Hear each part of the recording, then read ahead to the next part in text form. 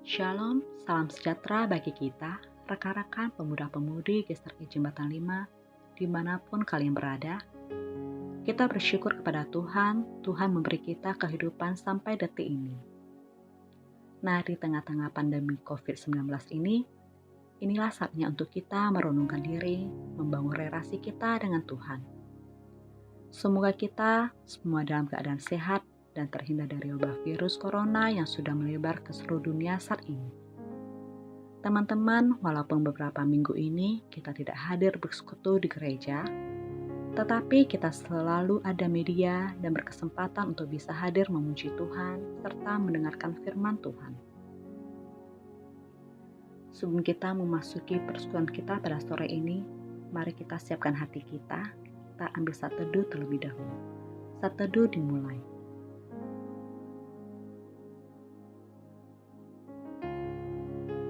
Tuhan Yesus, kami sungguh mengucap syukur kepada Engkau yang begitu baik sampai saat ini masih memelihara kehidupan kami. Di mana Engkau tahu Tuhan, kota kami dan seluruh dunia tengah dilanda pandemi COVID-19.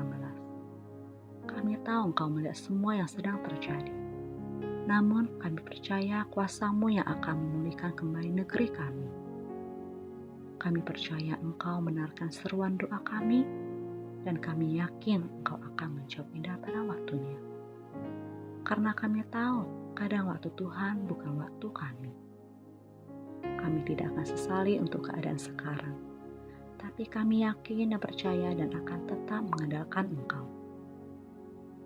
Kiranya Tuhan Engkau berkati persekutuan kami lewat online ini, kiranya berjalan dengan baik dari awal hingga akhirnya. Terima kasih Tuhan, inilah doa kami hanya di dalam nama Tuhan Yesus. Haleluya, amin.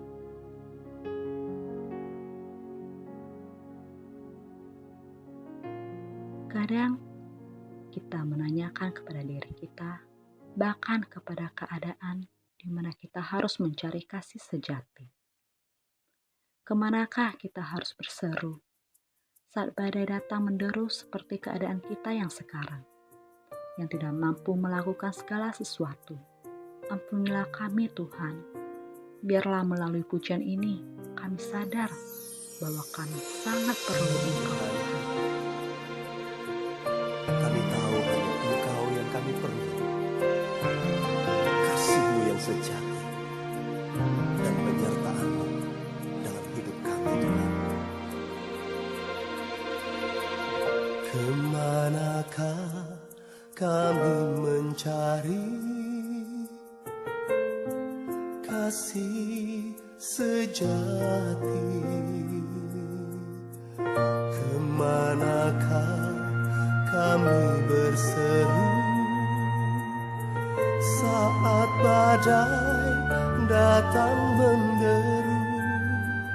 Yang kami tahu hanya Kau yang mampu pulihkan segala sesuatu.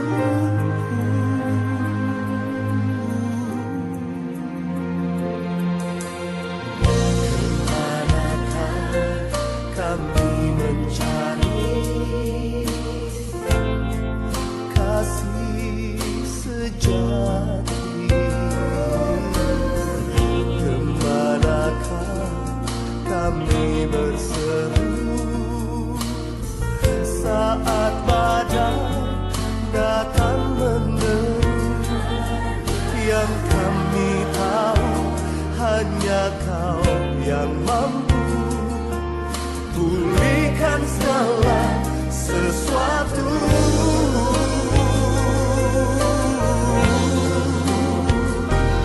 Kami perlukan keajaiban-Mu, kami butuhkan sentuhan tangan-Mu.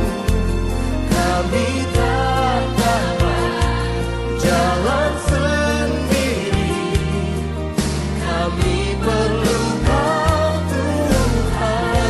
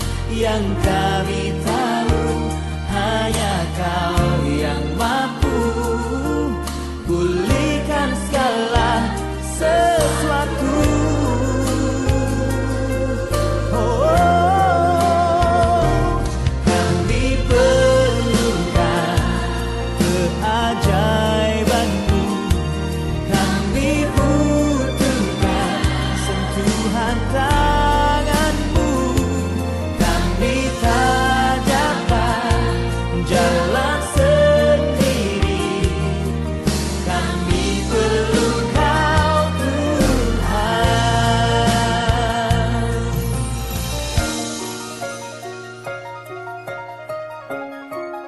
Kami perlu Engkau Tuhan. Kami butuh jamahan tangan-Mu yang ajaib. Kami perlu Tuhan dalam jalan hidup kami. Kami tidak dapat sendiri. Kami perlu Kau Yesus. Kami perlu keajaiban. Kami butuhkan sentuhan tangan-Mu. Kami tak dapat jalan sendiri. Kami perlu Kau. Kami perlukan keajaiban-Mu. Kami butuhkan sentuhan tangan-Mu. Kami tak dapat jalan sendiri. Kami perlu Kau Tuhan. Kami perlu Kau Tuhan.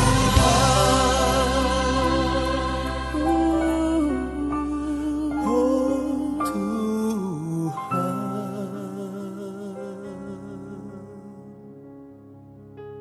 Ya benar Tuhan, kami sangat perlu Engkau. Di saat kami berada di tengah gelombang, kami yakin Kau ada di sana.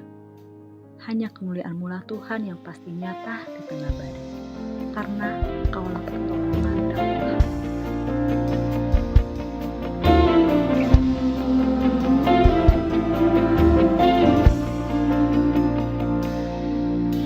Saat ku berada di tengah gelombang, Kau ada di sana. Hadapi cobaan, lewati ujian, tangan-Mu melindungiku. Kasih-Mu menguatkanku. Kemuliaan-Mu Tuhan pasti nyata di tengah badai. Kau pertolongan dan pengharapan, Tuhan kemenanganku.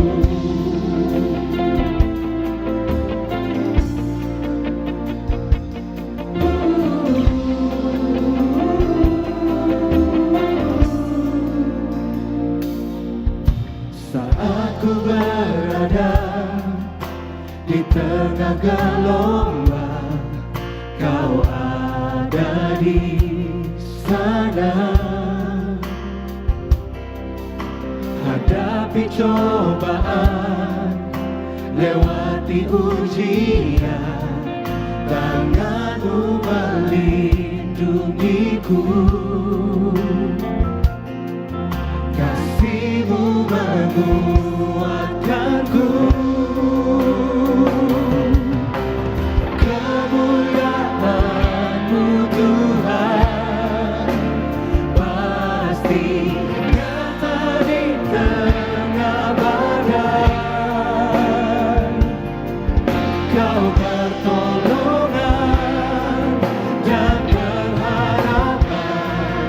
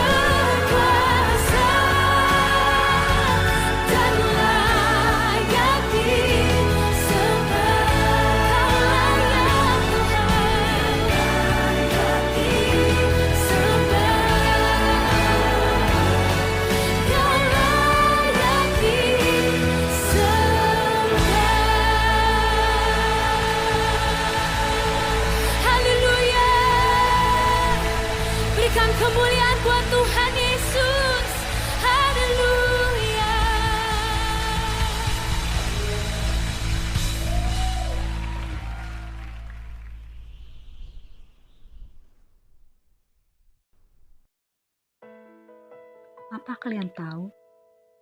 Di saat kita tak ada harapan, Dia datang berikan harapan. Di saat kita tak ada tujuan, Dia datang tunjukkan jalan. Saat ini, berterima kasihlah buat cintanya yang tanpa batas, yang memberikan hidup kita menjadi berharga dan indah sampai saat ini. Saat tak ada harapan, Kau datang beriku harapan. Yesus, Kau jawaban hidupku. Saat tak ada tujuan, Kau datang tunjukkan ku jalan, tunjukkan ku jalan. Terima kasih buat cinta-Mu yang tanpa batas. Kau berikan hidup-Mu, jadikan ku berharga. Terima kasih buat cinta-Mu yang tanpa batas.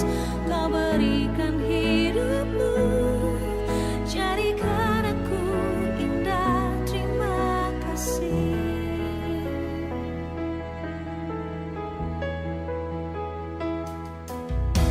Saat tak ada harapan, Kau datang beriku harapan. Yesus, Kau jawaban hidupku. Saat tak ada tujuan, Kau datang tunjukkan ku jalan, tunjukkan ku jalan.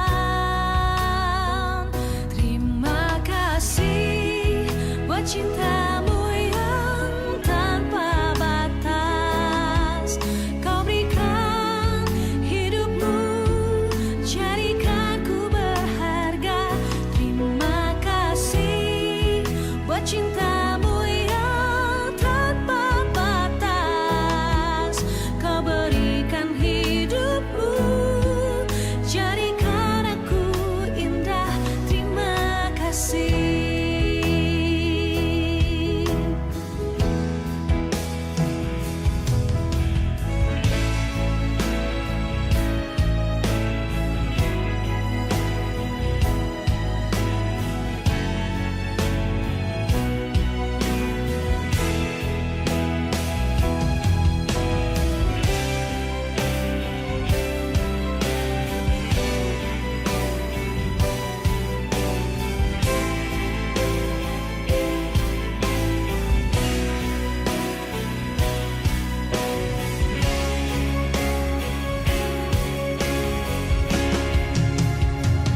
Terima kasih buat cinta-Mu yang tanpa batas.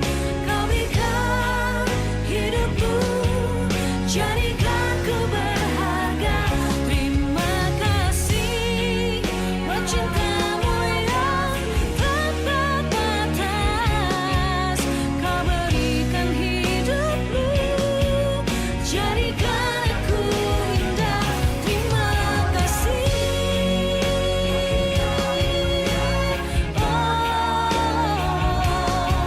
Kau berikan hidup-Mu, jadikan ku berharga.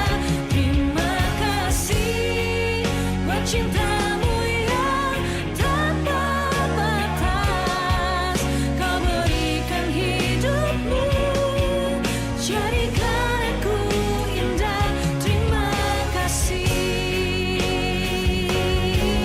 Kau berikan hidup-Mu, jadikan aku indah.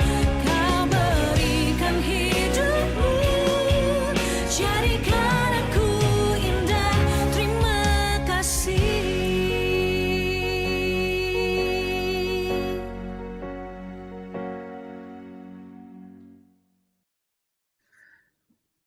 Bapa di dalam surga, kami bersyukur kalau kami sekali lagi diberi kesempatan untuk boleh datang ke hadirat-Mu untuk memuji menyembah-Mu Tuhan.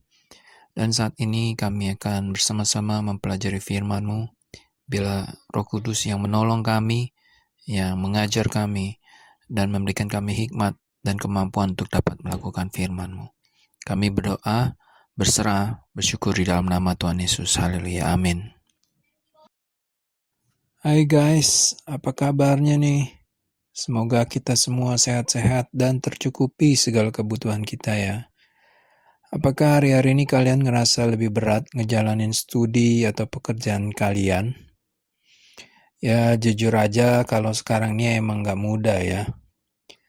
Tapi kita patut bersyukur kalau kita masih sehat dan masih bisa ngerjain tugas-tugas kita loh. Soalnya masih ada ratusan orang yang gak bisa seperti kita di luar sana. Mereka bukan ngerasa bosan atau bingung gak kemana-mana, tapi mereka sakit dan berjuang untuk kesehatan mereka. Jadi betapa bersyukurnya ya kita meskipun hanya diam di rumah dan gak bisa jalan keluar kemana-mana. Nah, hari ini kita akan menyaksikan kebenaran firman Tuhan mengenai mujizat yang Tuhan Yesus lakukan kepada orang yang buta sejak lahir. Kisah ini tercatat dalam Nats Alkitab Yohanes 9 ayat 1 sampai 41. Agar kalian lebih memiliki gambaran dari kisah ini, mari kita saksikan saja dalam tayangan video berikut ini.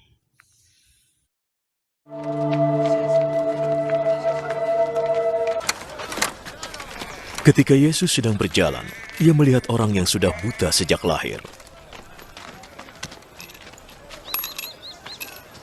Guru, dosa siapa yang menyebabkan dia buta? Dosanya sendiri atau dosa orang tuanya? Kebutaannya tidak berhubungan dengan dosanya atau dosa orang tuanya. Tapi supaya orang bisa melihat kuasa Allah bekerja dalam dirinya. Selama masih siang, kita harus melakukan pekerjaan Dia yang mengutus aku. Malam akan tiba. Tidak seorang pun dapat bekerja. Selama aku di dunia ini, akulah terang bagi dunia.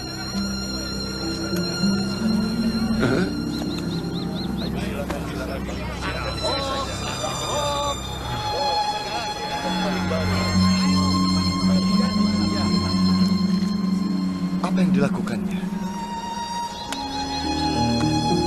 Setelah mengatakannya, Yesus meludah ke tangan dan mengaduk ludahnya dengan tanah.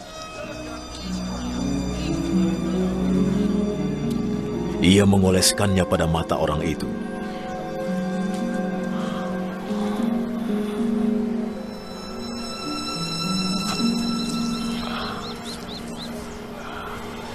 Bersihkan wajahmu di kolam Siloam. Siloam artinya diutus.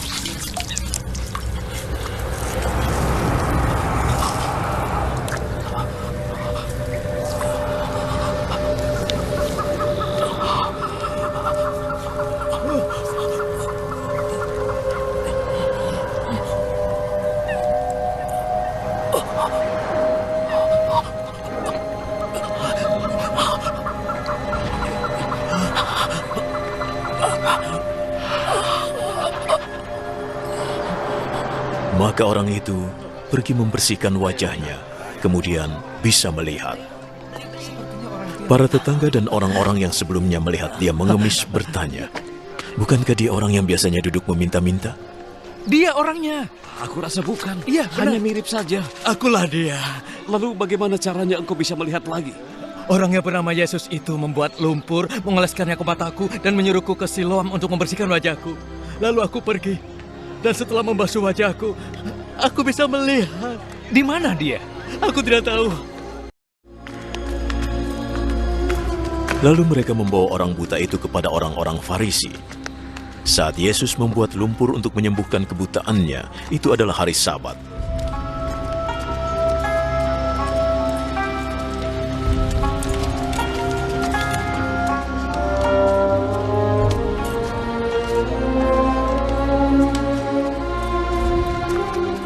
Bagaimana Orang-orang Farisi itu bertanya bagaimana dia bisa melihat lagi. Dia mengolesi mataku dengan lumpur. Aku membasuh wajahku, lalu aku bisa melihat. Yang melakukannya tidak mungkin dari Allah, sebab ia tidak peduli hari Sabat. Bagaimana mungkin orang yang berdosa melakukan keajaiban seperti ini? Maka timbullah pertentangan di antara mereka. Katamu dia menyembuhkanmu dari kebutaan. Lalu, apa pendapatmu? Dia seorang nabi. Namun para penguasa Yahudi tidak mau mempercayai bahwa dia pernah buta dan sekarang dapat melihat, sampai mereka memanggil orang tuanya. Apa ini putramu? Iya, Katamu dia terlahir buta. Lalu bagaimana dia bisa melihat lagi? kami tahu dia putra kami. Dia terlahir buta. Tapi kami tidak tahu bagaimana dia bisa melihat. Kami pun tidak tahu siapa yang telah menyembuhkannya. Tanyalah dia. Dia sudah dewasa, dia pasti bisa menjawab sendiri. Orang tuanya berkata begitu karena mereka takut pada para penguasa Yahudi, sebab mereka sudah sepakat bahwa orang yang mengakui Yesus sebagai Mesias tidak boleh lagi masuk rumah ibadat. Itu sebabnya orang tuanya berkata, dia sudah dewasa, tanya dia. Untuk kedua kalinya, mereka memanggil orang yang terlahir buta itu. Bersumpahlah di hadapan Allah bahwa engkau berkata benar. Kami tahu orang yang menyembuhkanmu adalah pendosa. Aku tidak tahu apakah dia pendosa atau bukan. Tapi yang aku ketahui, tadinya aku buta. Sekarang bisa melihat.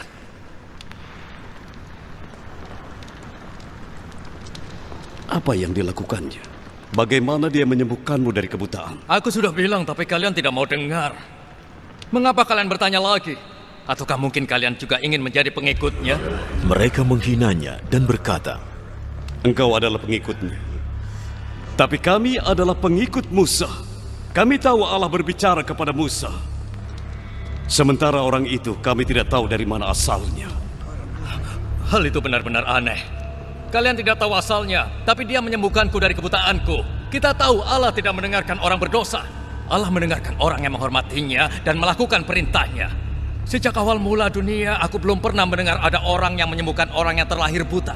Jika orang itu bukan dari Allah, ia tidak akan dapat berbuat apa-apa.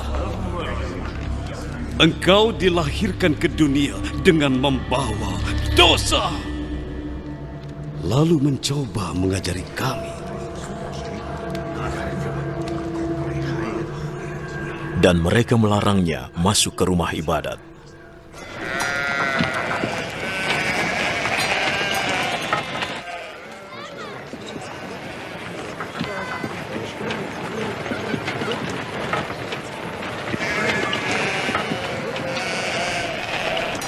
Ketika Yesus mendengar apa yang terjadi, ia menemuinya. Apakah kamu percaya kepada Anak Manusia? Katakan padaku siapa dia, supaya aku bisa percaya padanya. Kamu sudah melihatnya. Dialah orang yang sekarang sedang bicara denganmu.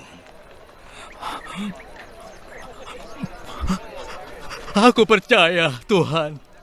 Dan dia bersujud di hadapan Yesus. Aku datang ke dunia untuk menghakimi, supaya yang buta dapat melihat, dan yang dapat melihat menjadi buta. Beberapa orang Farisi yang mendengar Yesus berkata begitu, bertanya kepadanya, Engkau tidak bermaksud mengatakan kami juga buta, kan?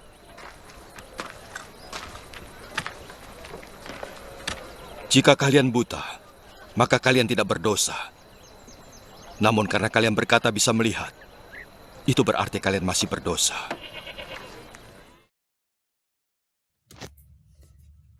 Oke guys, dari tayangan film tadi ada beberapa hal gak yang menimbulkan rasa penasaran dalam benak kalian? Kalian penasaran gak dengan penyataan bahwa butanya orang yang disembuhkan Tuhan Yesus adalah karena pekerjaan Allah yang harus dinyatakan di dalam dia? Bagi orang-orang pada umumnya, termasuk murid-murid Tuhan Yesus, hal buruk terjadi karena ada hal negatif yang jadi pemicunya. Itu sebabnya murid-murid bertanya siapa yang berbuat dosa sehingga ia dilahirkan buta. Apakah kita juga berpikir seperti para murid? Kalau terjadi hal yang buruk pada diri kita, langsung terpikir tentang kesalahan. Siapa yang salah? Apa yang salah? Di mana salahnya? Rasanya pikiran seperti itu wajar dan umum dalam menanggapi hal buruk yang terjadi pada seseorang, bukan? Misalnya saja saat pandemi COVID-19, apakah mudah bagi kita untuk berpikir bahwa corona terjadi karena pekerjaan Allah yang harus dinyatakan melaluinya? Atau justru lebih gampang berpikir kalau semua ini terjadi karena salah negara Cina, Amerika, kebocoran laboratorium, dan kesalahan-kesalahan lainnya. Tapi coba kita renungkan firman Tuhan yang kita saksikan saat ini. Tuhan Yesus menunjukkan paradigma berpikir yang berbeda dengan yang dunia pikirkan. Masalah atau kesulitan boleh terjadi karena ada pekerjaan Allah yang hendak dinyatakan melalui permasalahan tersebut. Demikian pula halnya dengan kondisi akibat COVID-19 saat ini. Jadi sekarang kita belajar bahwa dalam segala hal Allah berdaulat, termasuk juga mengizinkan COVID-19 ada di dalam dunia. Pertanyaannya bukan lagi soal salah siapa atau apa yang salah sehingga COVID-19 ini terjadi. Tapi apa pekerjaan Allah yang harus dinyatakan di dalam situasi sekarang ini? Mari kita pikirkan bersama. Satu hal yang kita saksikan dari tayangan tadi adalah orang buta yang disembuhkan Tuhan Yesus menjadi percaya kepadanya. Tidak ada alasan lain Tuhan mengadakan mujizatnya kalau bukan agar orang tersebut percaya kepadanya dan mendapatkan hidup yang kekal. Untuk itulah Tuhan datang ke dalam dunia. Oleh sebab itu marilah kita menyikapi situasi yang tidak mudah ini dengan menyatakan pekerjaan-pekerjaan Allah. Pekerjaan-pekerjaan yang menolong dan membantu orang lain, pekerjaan-pekerjaan yang membawa orang kepada Tuhan, pekerjaan-pekerjaan yang menyelamatkan jiwa-jiwa yang terhilang. Mari kita melakukan pekerjaan Tuhan di tengah situasi yang sulit ini, sebab inilah kesempatan yang Tuhan nyatakan agar nama Tuhan dimuliakan dan banyak jiwa yang dimenangkan. Mereka perlukan.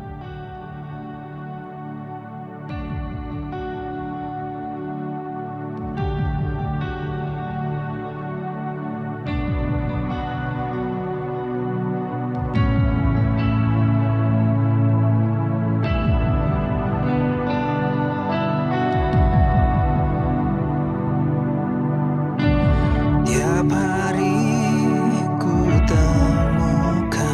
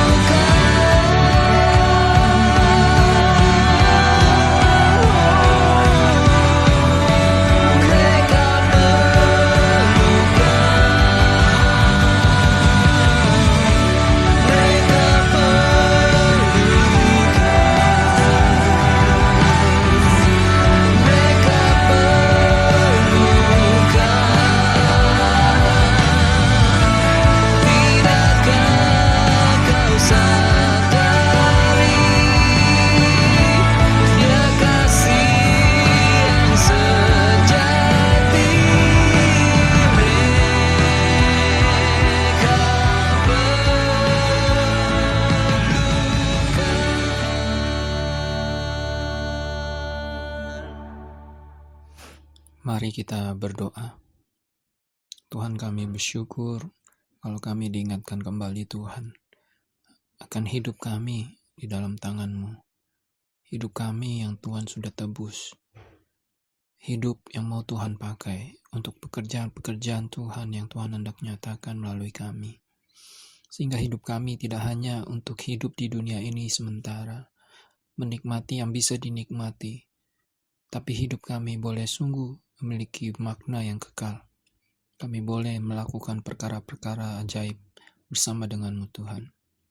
Oh Tuhan, saat ini ada begitu banyak kesempatan. Mungkin kami tidak menyadarinya, kami tidak melihatnya. Tapi firman-Mu mengingatkan kami Tuhan, agar kami boleh mencari pekerjaan-pekerjaan Tuhan yang Tuhan hendak nyatakan melalui kami. Di tengah-tengah situasi seperti ini Tuhan, banyak orang yang membutuhkan. Mereka membutuhkan pertolongan. Mereka membutuhkan iman kepada Tuhan. Mereka membutuhkan arahan dalam mencari Tuhan. Oh Tuhan, tolonglah setiap kami anak-anak-Mu Tuhan. Saat ini, pakailah kami. Roh Kudus, berikan kami hikmat. Berikan kami keberanian. Berikan kami akal budi untuk dapat menolong sesama kami dan menyelamatkan mereka.